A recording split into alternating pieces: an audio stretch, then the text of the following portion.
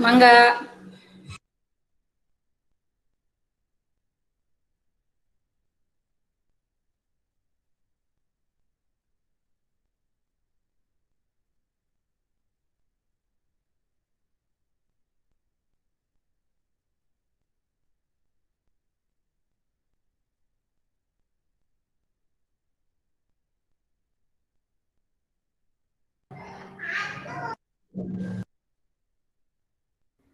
Bismillahirrahmanirrahim.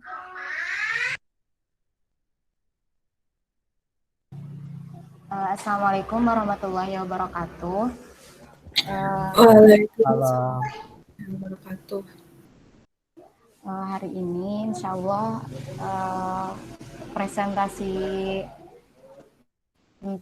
presentasi mengenai human virtue. Teman-teman, ini ininya aku yang presentasi bentar.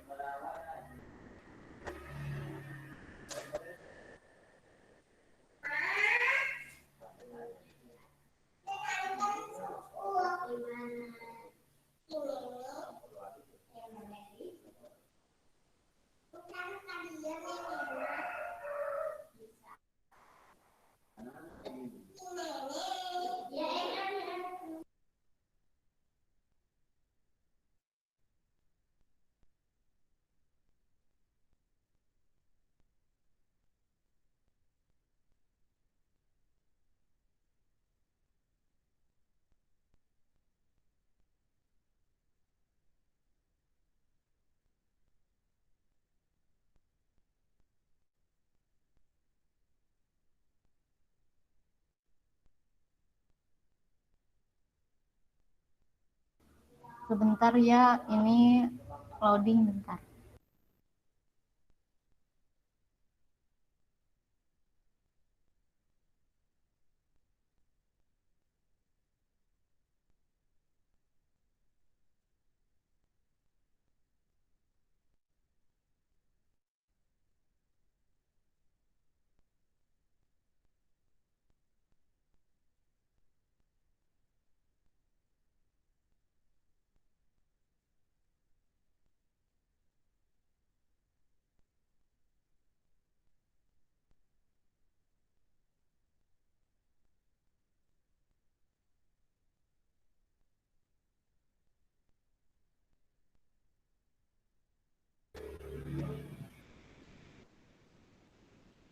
Teman-teman udah muncul?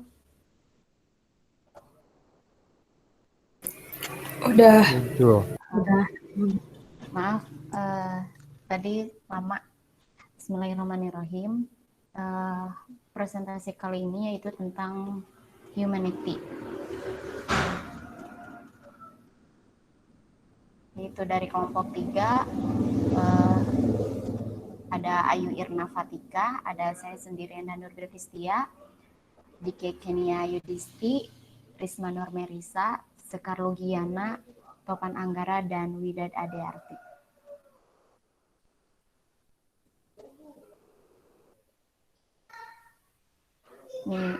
Ini nanti ada cakupan bahasannya, itu ada love, kindness, social intelligence, dari strength of character.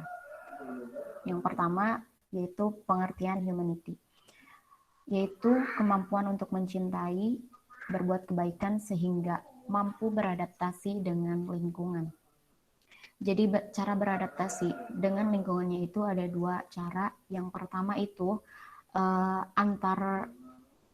antar seseorang dengan seseorang, yaitu yang biasa disebut interpersonal, dan yang kedua itu secara seseorang individu ke banyak orang atau sosial.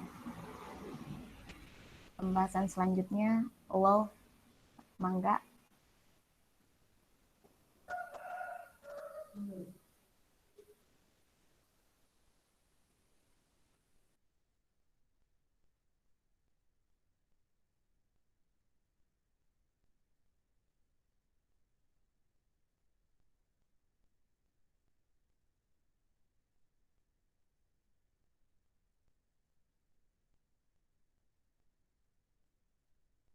KKI masih di mute. Lupa. Selanjutnya itu ada love. Cinta itu mewakili sikap kognitif, perilaku, dan emosional terhadap orang lain yang membentuk 3 prototipe. Yang pertama, cinta untuk individu yang menjadikan sumber utama kasih sayang, perlindungan, dan perhatian kita. Biasanya kita menganggap mereka itu sebagai prioritas dan orang yang selalu ada. Prototipe ini adalah kecintaan anak terhadap orang tua. Dan yang kedua, cinta kepada individu yang bergantung pada kita untuk membuat mereka merasa aman dan diperhatikan. Kita itu memberikan perhatian, memberikan dukungan, dan juga menghibur mereka. Prototipe ini adalah kecintaan orang tua terhadap anak. Dan yang terakhir, cinta yang melibatkan hasrat yang penuh gairah untuk kedekatan seksual, fisik, dan emosional dengan seseorang yang kita anggap istimewa dan yang membuat kita istimewa. Prototipe ini adalah cinta romantis. Selanjutnya, orang dengan kekuatan cinta akan setuju dengan kata-kata. Selanjutnya, Endah.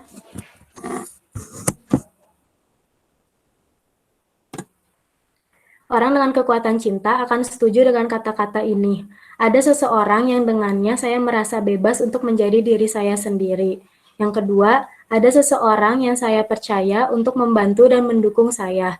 Yang ketiga, ada seseorang yang saya benci berada jauh darinya untuk waktu yang lama. Yang keempat, ada seseorang yang kepadanya saya akan melakukan hampir semua hal. Yang kelima, ada seseorang yang kebahagiaannya sama pentingnya bagi saya seperti halnya kebahagiaan saya sendiri.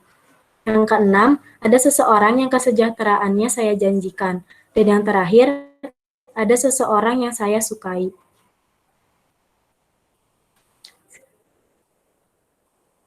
Selanjutnya, pengukuran love akan dilanjutkan oleh teman saya.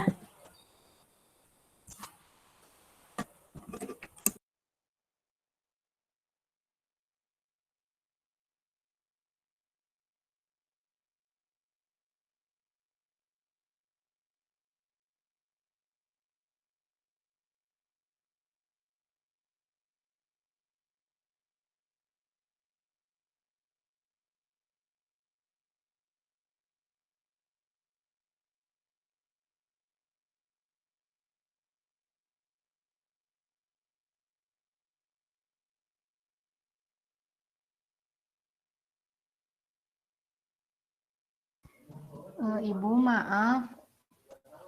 Untuk presentasi selanjutnya oleh Sekar, dan Sekarnya masih checklist 1. Dilanjutkan saja oleh saya. Selanjutnya ada pengukuran love atau pengukuran cinta. Pengukuran cinta tergantung pada siapa yang dilibatkan pada penelitian tersebut, apakah bayi, anak-anak, remaja, atau orang dewasa. Mulai dari observasi perilaku hingga laporan diri termasuk kuesioner dan wawancara. Untuk bayi dan balita ada alat penilaian standar yaitu Strength Situation Test yang terdiri dari 8 tahapan singkat. Di antaranya yang pertama, orang asing mengantar ibu dan bayi ke laboratorium. Orang asing itu selalu perempuan dewasa karena bayi menganggap perempuan asing tidak begitu mengancam dibandingkan laki-laki asing. Bayi biasanya berusia 12 bulan karena bayi pada usia ini melekat, mampu merangkak, dan berada pada puncak kesulitan akibat pemisahan. Ibu dianggap sebagai pengasuh utama oleh bayi tersebut. Yang kedua, ibu dan bayi dibiarkan sendiri untuk merasa nyaman di tempat yang asing pengaturan. Mainan yang sesuai usia tersedia untuk mendorong eksplorasi dan permainan. Yang ketiga, orang asing masuk. Awalnya dia duduk dengan tenang di samping ibu. Lalu dia memulai percakapan. Akhirnya dia melibatkan bayi dalam permainan untuk mengakalkan diri pada bayi. Selanjutnya, ibu pergi meninggalkan bayi dengan orang asing tadi. Yang selanjutnya, ibu kembali saat orang asing pergi. Selanjutnya, ibu pergi lagi, kali ini meninggalkan bayi sendirian. Lalu orang asing kembali dan ibu kembali saat orang asing pergi. Semua proses tersebut direkam dan klasifikasinya ditetapkan berdasarkan pola keseluruhan skor pada tempat dimensi, yaitu pencarian kedekatan, pemeliharaan kontak, penolakan, dan penginderaan. Itu yang barusan adalah cara pengukuran cinta. Dilihat dari ibu dan bayi. Untuk selanjutnya, silakan.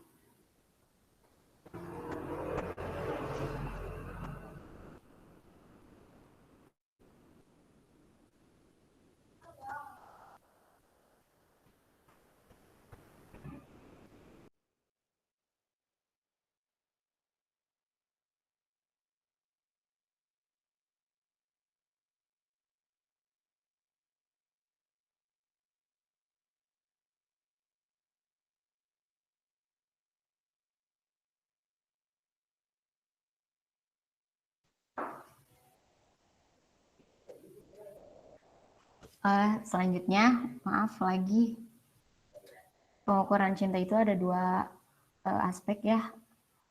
Ada adult achievement interview sama adult attachment prototype. Yang pertama itu adult attachment interview mencakup protokol setengah terstruktur dan berdurasi 1 jam. Ini terdiri dari 18 pertanyaan tentang hubungan masa anak-anak dengan orang tuanya.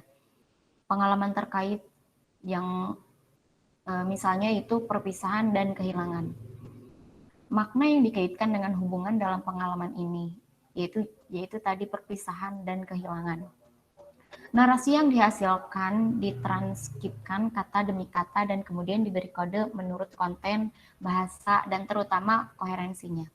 Kode digunakan untuk klasifikasi menjadi salah satu dari 4 kategori, yaitu otonom, sibuk, mengabaikan, atau tidak terselesaikan. Yang kedua, yaitu adult attachment prototype, yaitu ukuran laporan ini terdiri dari deskripsi sepanjang 1 paragraf dari masing-masing 3 gaya keterkaitan romantis, yaitu mencakup aman, ambivalen, dan menghindar. Subjek memilih salah satu yang mereka anggap paling deskriptif tentang perasaan khas mereka tentang pasangan romantis.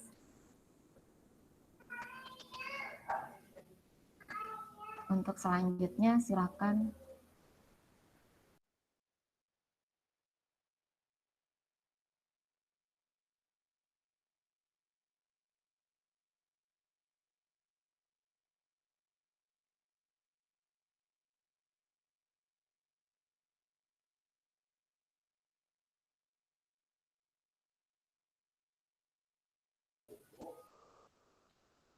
Tentang selanjutnya riset love.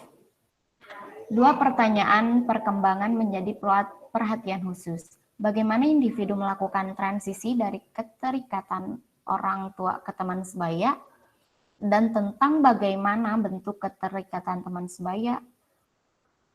Kedua pertanyaan tersebut dibahas dalam 2 tadi terkait. 1 dengan anak-anak dan remaja dengan rentang usia 6-17 tahun, dan lainnya dengan orang dewasa dari usia 18 tahun hingga 82 tahun menurut Hazan dan Zeiman tahun 1994. Hasil penelitian menunjukkan bahwa proses pembentukan dan pemindahan lampiran melibatkan penambahan fitur lampiran secara berurutan. Dalam studi pertama, sebagian besar anak-anak dan remaja berorientasi pada teman sebaya dalam hal pemeliharaan kedekatan, lebih memilih untuk menghabiskan waktu bersama teman sebaya daripada orang tua. Berkenaan dengan komponen safe haven, ada pergeseran antara usia 10 dan 14 tahun, dengan teman sebaya menjadi lebih disukai daripada orang tua sebagai sumber dukungan dan jaminan. Untuk sebagian besar, orang tua harus berfungsi sebagai dasar keamanan dan sumber utama tekanan perpisahan sepanjang masa remaja.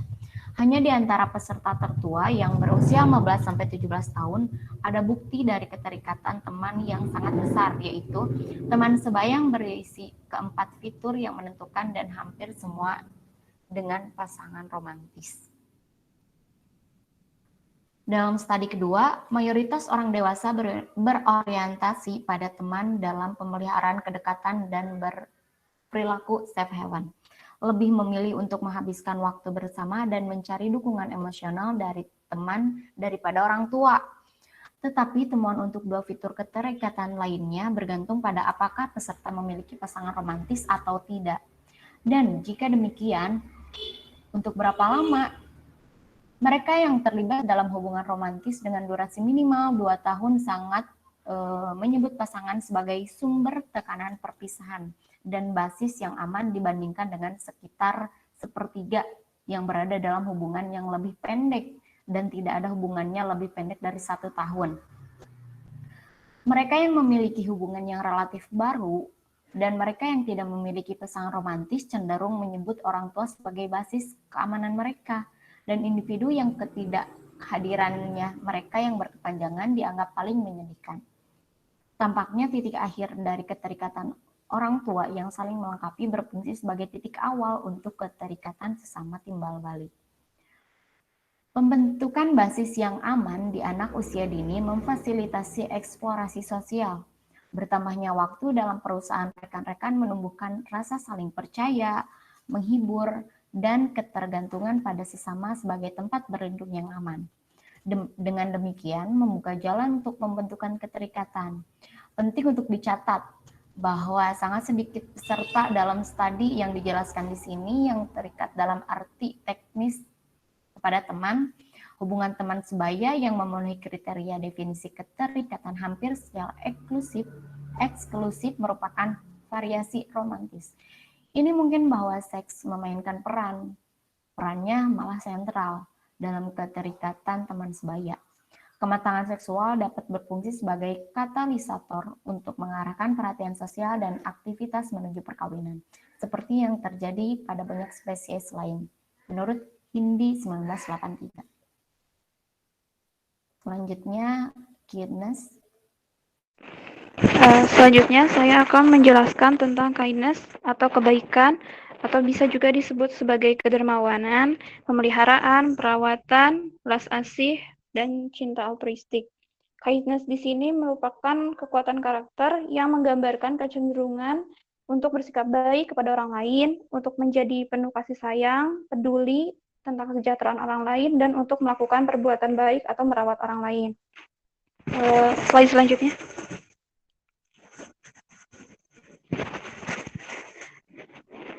Selanjutnya ada konsep dasar kindness atau lebih ke kriteria kekuatan karakter kindness. Yang pertama itu adalah memenuhi dan melaksanakan.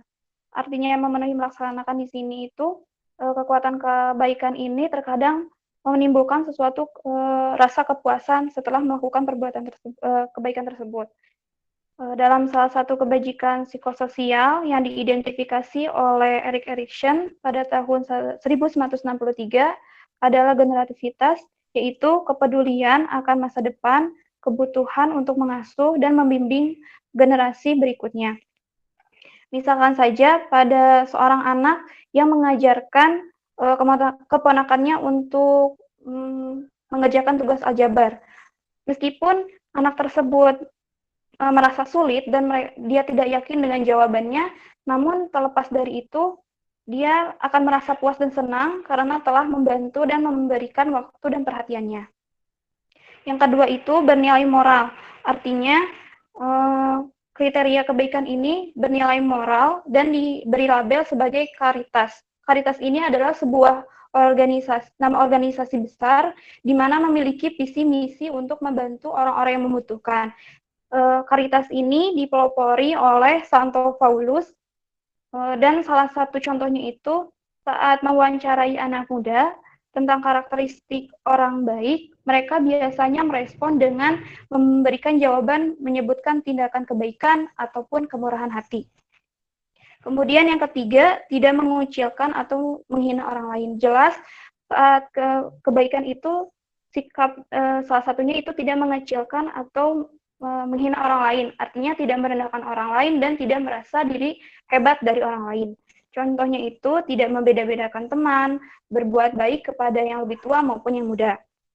Yang keempat itu ada menghindari perbuatan yang bertentangan. Pertentangan yang jelas dari kebaikan itu seperti keegoisan, pelit, kejam, jahat, dan lain sebagainya yang termasuk dalam perbuatan buruk. Ketika kita menggambarkan seseorang sebagai orang picik atau jahat, maka yang kita maksud jahat picik itu adalah mereka yang menahan diri dari tindakan kemurahan hati atau kasih sayang. Yang kelima yaitu kebaikan ini seperti sifat, artinya sesuatu yang melekat pada diri. Dalam psikososial itu ada yang disebut tindakan altruistik, di mana ya, tindakan ini sudah menjadi ciri kepribadian seseorang. Yang keenam itu ada kekhasan atau kemiripan. Kemiripan dari kebaikan ini, yang pertama itu seperti cinta atau kasih sayang, kemurahan hati, kemudian kecerdasan sosial, keadilan, dan lain sebagainya. Yang ketujuh, karakter ketujuh dalam kebaikan ini menjadi suri teladan atau paragons. Artinya itu kebaikan ini menjadi model atau contoh bagi orang lain. Misalnya saja Katharine Dressel dari Philadelphia yang mendirikan lusinan banyak pusat misi dan sekolah untuk pendidikan asli Amerika. Dia menjadi salah satu suri teladan dalam untuk generasi berikutnya dalam melakukan kebaikan. Yang kedelapan itu prodigies atau keajaiban, di mana kebaikan ini, setelah melakukan kebaikan ini akan menimbulkan sesuatu yang tidak kita sangka-sangka. Misalnya saja seorang anak yang belum gitu paham seperti orang dewasa melakukan tindakan yang menyentuh hati, yang merupakan itu suatu keajaiban. Misalnya dia memberikan sesuatu yang dia sukai kepada, atau menyumbangkan sesuatu yang dia sukai kepada anak-anak yang kurang beruntung. Atau seperti Elizabeth yang merupakan seorang remaja yang memiliki kehidupan, pengorbanan, dan pelayanan kepada orang miskin atau orang sakit. Kemudian yang ke-9 itu, absen selektif itu ketiadaan yang bersifat memilih. Artinya kebaikan, saat kita melakukan kebaikan itu tidak memilih-milih atau tidak mengharapkan imbalan. Contohnya saat kita melihat ada orang yang mengalami kecelakaan, maka dengan sadar kita akan langsung menolongnya. Yang ke-10 itu lembaga dan ritual. Lembaga ritual di sini maksudnya peran lembaga, misalnya keluarga dan sekolah. Peran dari sekolah dan lembaga ini misalnya kepada generasi-generasi berikutnya, anak-anaknya, untuk memberikan atau menanamkan rasa kemurahan hati dan kindness ini, seperti memberikan contoh menolong orang lain, memberikan tadi sumbangan kepada orang lain. Yang disebut dengan ritual itu seperti kebiasaan berbuat kebaikan atau kedermawanan, atau ritual memberikan sesuatu kepada orang yang tidak mampu. Seperti itu. Selanjutnya.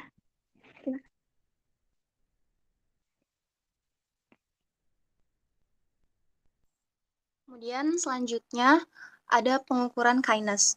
Kindness dan altruisme paling sering dipelajari sebagai perilaku dalam studi lapangan dan laboratorium. Namun, beberapa ahli juga berusaha untuk mengukur konstruksi ini sebagai disposisi mirip sifat yang nanti akan ditunjukkan di di slide selanjutnya. Sebagian besar ukuran kindness, altruisme, dan perilaku prososial sebagai suatu sifat yang mengandalkan self-report.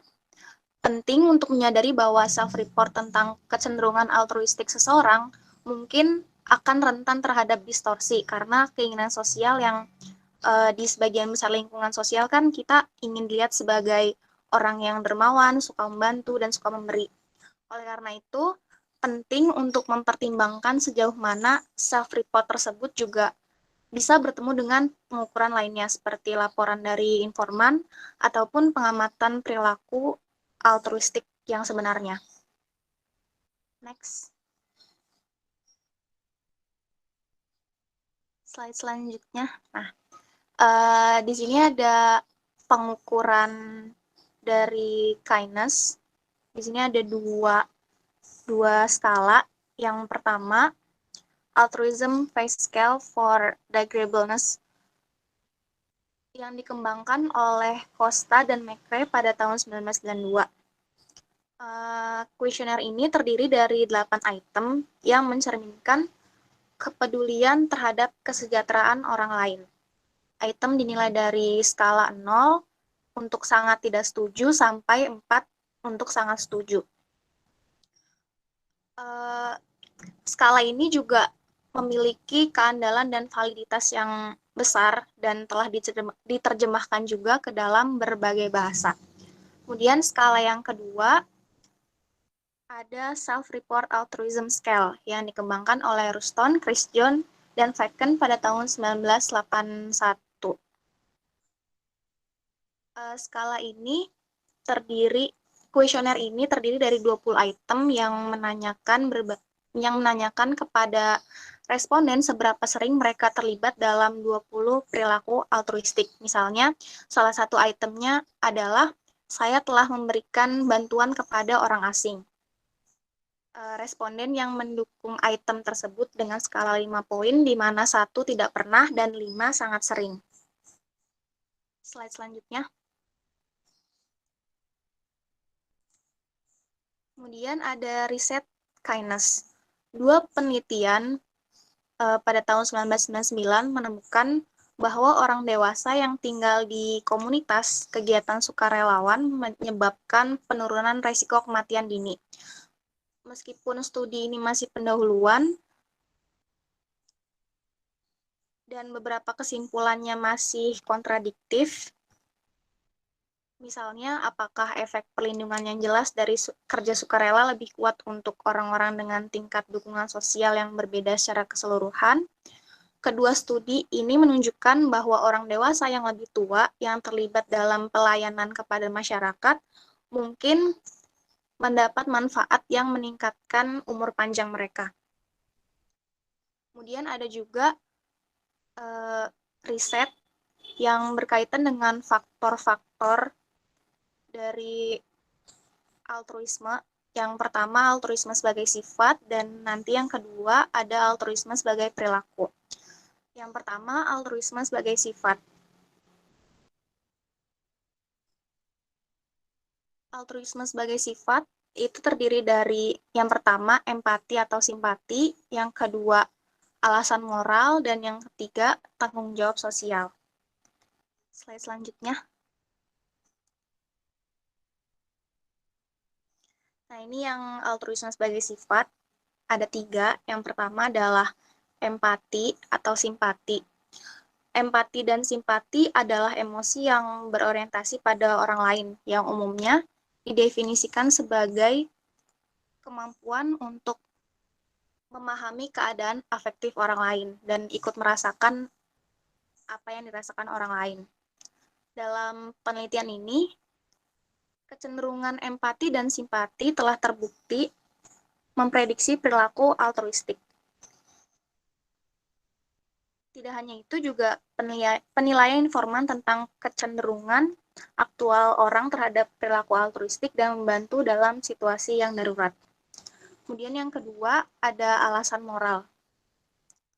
Anak-anak dengan kognisi moral cenderung lebih membantu teman sebayanya.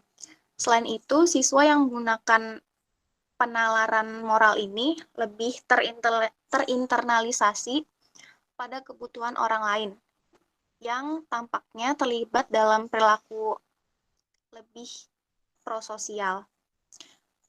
Tambahan juga sebaliknya, bagi anak-anak yang membuat keputusan tentang apakah akan membantu orang lain berdasarkan masalah hedonistik, misalnya untuk pertimbangan jumlah kepuasan atau kesenangan yang terpaksa, jadi membantunya seperti terpaksa gitu, cenderung terlibat dalam perilaku prososial yang kurang.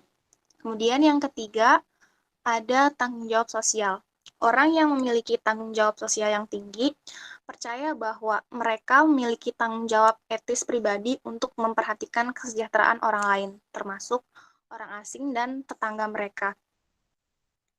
Orang yang memiliki tanggung jawab sosial yang lebih tinggi cenderung memberikan bantuan di lokasi kecelakaan mobil daripada orang yang tanggung jawab sosialnya rendah. Slide selanjutnya. Kemudian juga orang yang memiliki kecenderungan altruistik tinggi cenderung menunjukkan sifat antisosial dan narsistik yang rendah. Hal ini juga menunjukkan bahwa gangguan kepribadian ini, antisosial dan narsistik itu dapat menghambat kita untuk melakukan kebaikan atau altruisme. Yang kedua, altruisme sebagai perilaku. Jadi, sebagai perilaku ini dalam artian respon atau tanggapan kita pada situasi tertentu. Yang pertama, mood positif. Salah satu efek yang menarik adalah bahwa orang yang berada dalam situasi hati yang positif jauh lebih bersedia untuk membantu orang lain daripada orang yang berada dalam situasi hati yang netral. Kemudian yang kedua, empati. Batson memiliki hipotesis bahwa motivasi altruistik untuk membantu orang yang membutuhkan adalah fungsi dari jumlah emosi empatik yang dialami individu terhadap orang yang membutuhkan. Jadi, dalam situasi di mana seseorang tidak mengalami empati terhadap orang yang membutuhkan, motif altruistiknya itu tidak terangsang. Dan dengan demikian, perilaku menolong yang mungkin muncul ada, tapi tidak tampak altruistik. Kemudian dilanjutkan oleh yang lain.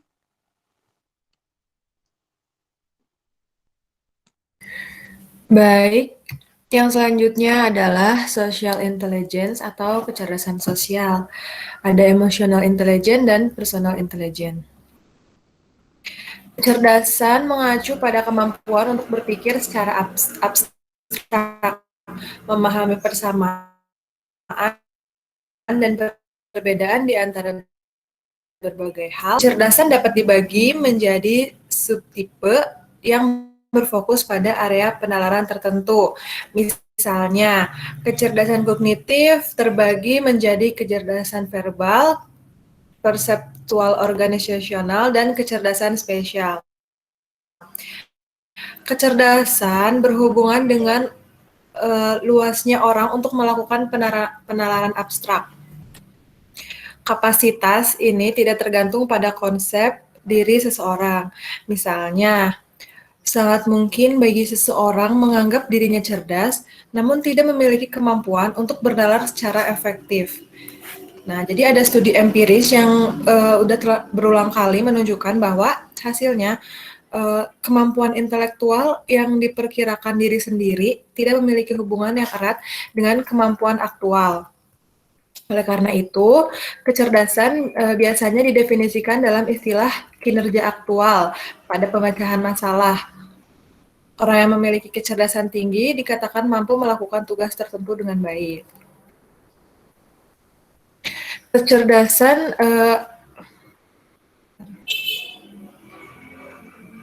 Kecerdasan emosional menyangkut kemampuan menggunakan informasi emosional dalam penalaran. Informasi emosional semacam itu dapat berasal dari internal atau eksternal. Kecerdasan pribadi melibatkan pemahaman diri dan penilaian diri yang akurat,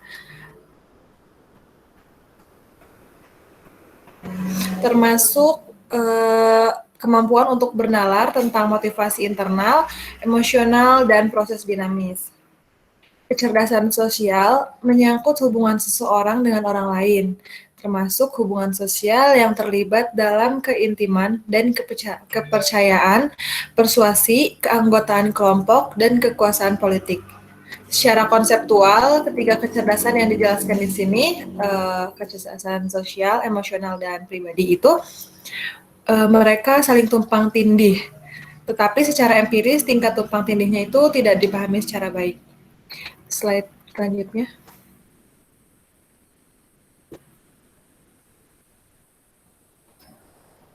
Slide yang selanjutnya.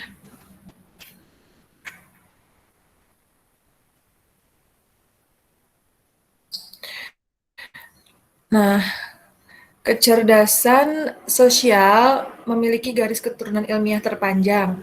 Kecerdasan sosial pertama kali dijelaskan oleh Thorndike pada tahun 1920 yang mendefinisikan sebagai kemampuan untuk memahami dan mengatur laki-laki dan perempuan, anak laki-laki dan perempuan untuk bertindak bijaksana dalam hubungan antar manusia.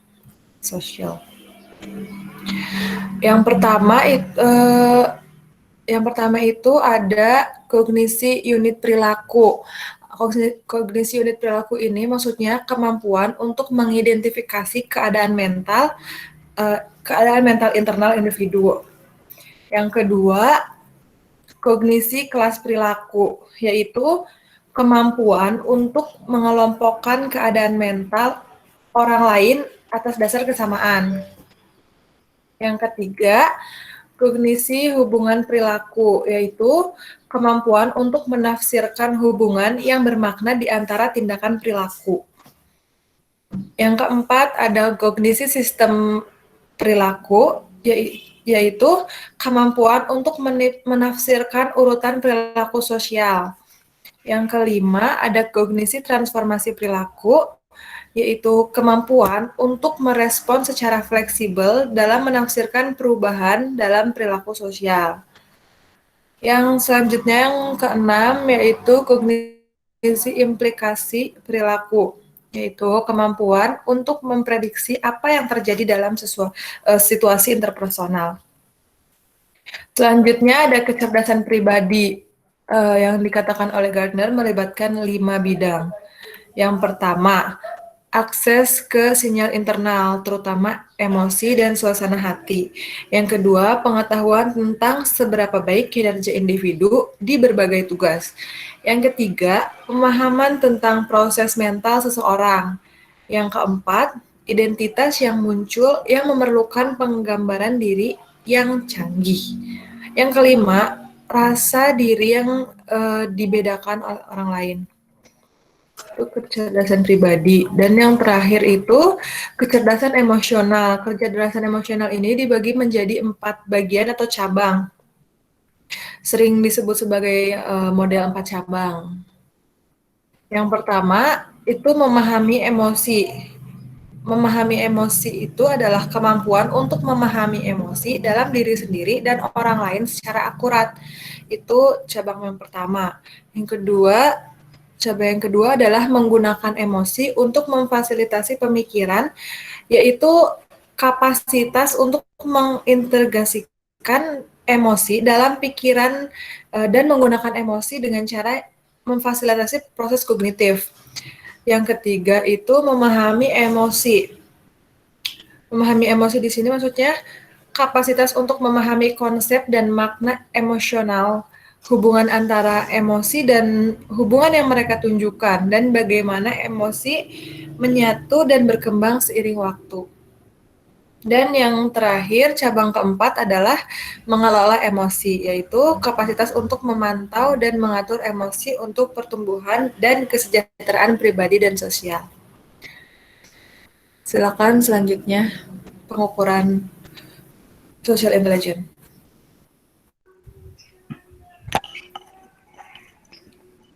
Iya, selanjutnya pengukuran social intelligence. Sebagai soal definisi, kecerdasan dikonseptualisasikan sebagai kemampuan atau capacity. Untuk alasan itu saja, metode yang disukai untuk mengukur kecerdasan adalah melalui ukuran kinerja mental. Validitas prediktif yang terkenal tes kecerdasan verbal dan perseptual organisasi untuk sekolah dan pekerjaan kinerja telah ditetapkan secara eksklusif atas dasar teknis pengujian kemampuan.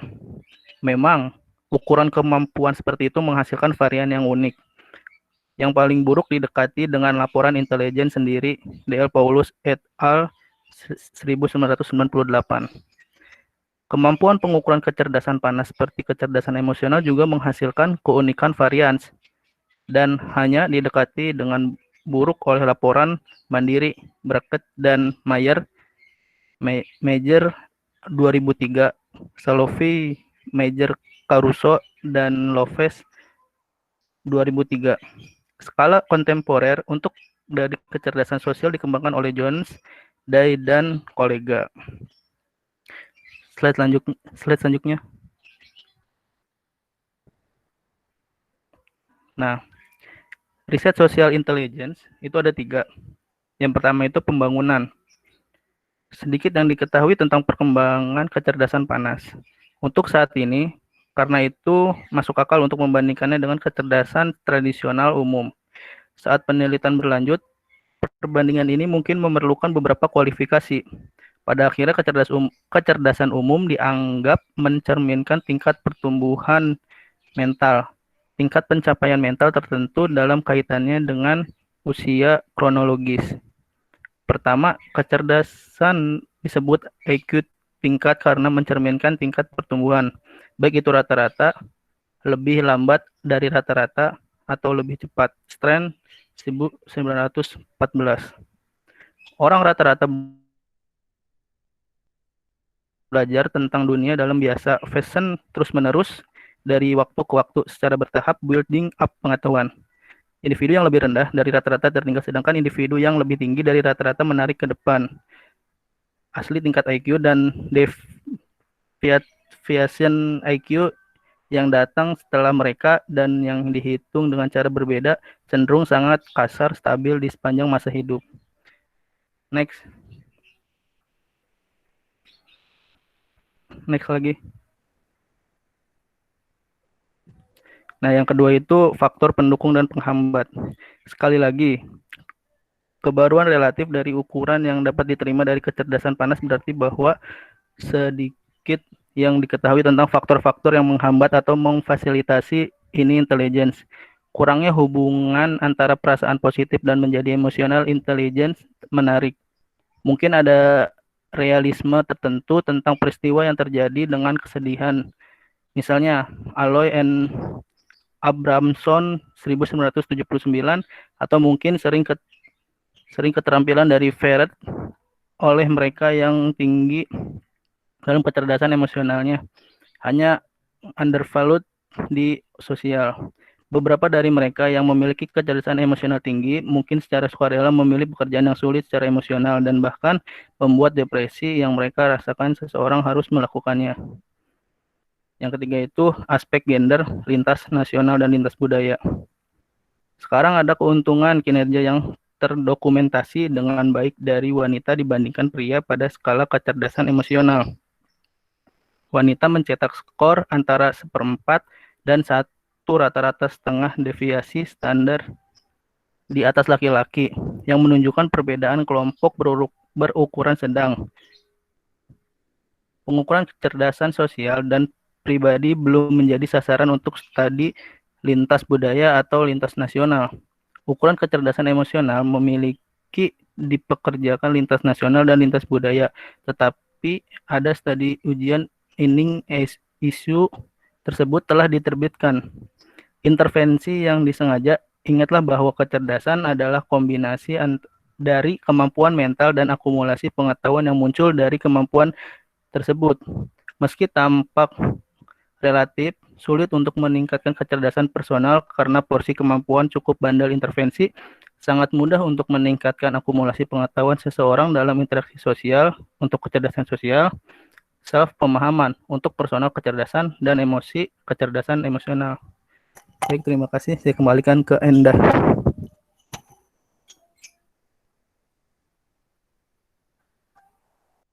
Alhamdulillah teman-teman, materi yang kami pelajari telah dipresentasikan. Silakan apabila ada yang ingin menambahkan dari teman-teman.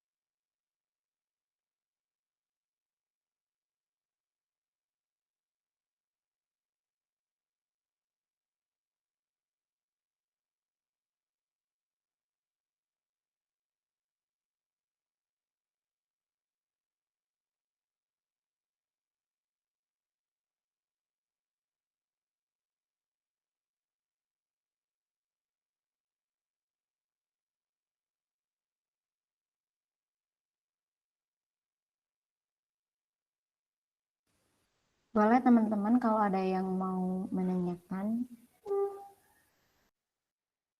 mengajukan pertanyaan.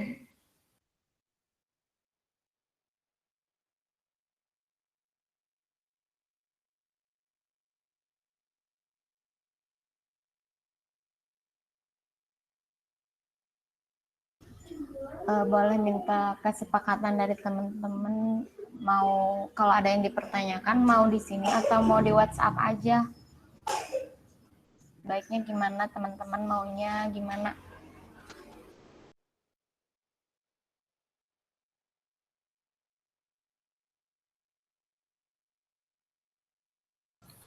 Diskusi di WhatsApp aja, Pak. Ada ajuan dari, oh iya, ada dari teman-teman ini di WhatsApp aja. Gimana yang lainnya, setuju nggak? Teman-teman setuju nggak di WhatsApp? Setuju.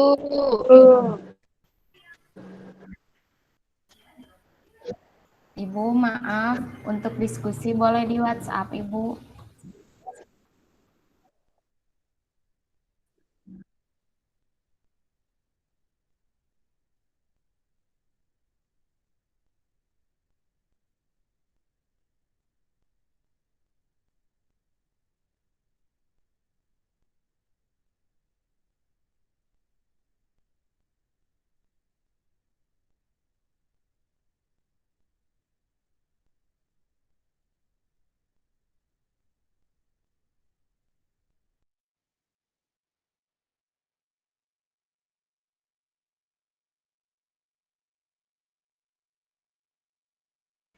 Baik teman-teman, terima kasih presentasi dari kita. Sekian. Assalamualaikum warahmatullahi wabarakatuh. Waalaikumsalam warahmatullahi wabarakatuh.